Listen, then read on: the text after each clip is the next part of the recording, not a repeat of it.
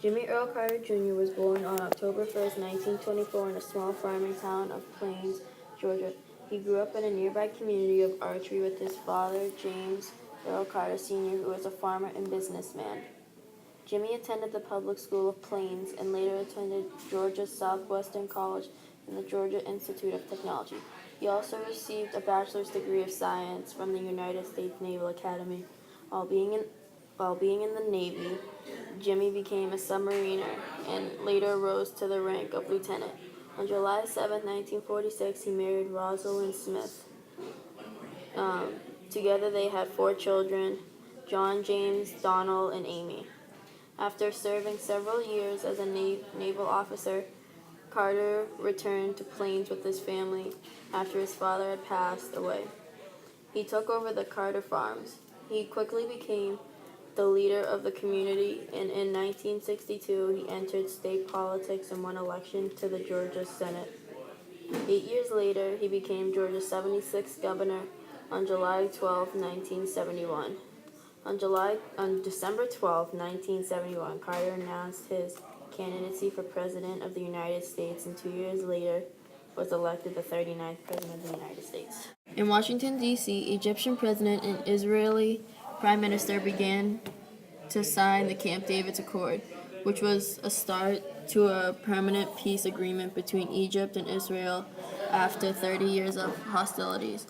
The accords were negotiated during 12 days of intensive talks after President Jimmy Carter's Camp David retreat in Maryland. The final peace agreement, which was one of the first between Israel and one of its Arab neighbors, was signed in March 1979. The Israelis pulled out all their men and weapons from Egypt coast as part of the peace treaty. The peace and serenity between Egypt and Israel still continues today. On November 4, 1979, an angry mob of young Islamic revolutionaries overran the U.S. Embassy in Tehran, taking more than 60 Americans hostage. Carter considered their safe return his personal responsibility. Military action was too risky, but Carter tried to build pressure on Iran through economic sanctions and froze the assets in the U.S. Secretary of State Cyrus Vance led the official diplomatic effort. The Iranians showed no signs of releasing the hostages, so Carter decided to take a risk. On April 11, 1980, he approved a rescue operation called Desert One that had been in the works for months. He had to abort the mission due to 3 malfunctioning helicopters. Iranians finally released the hostages minutes after Reagan was inaugurated.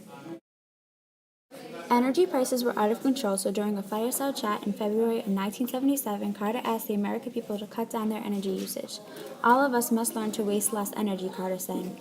One of Carter's suggestions was to keep our thermostats at 65 degrees in the daytime and 55 degrees at night, which he believed would save half the current storage of natural gas.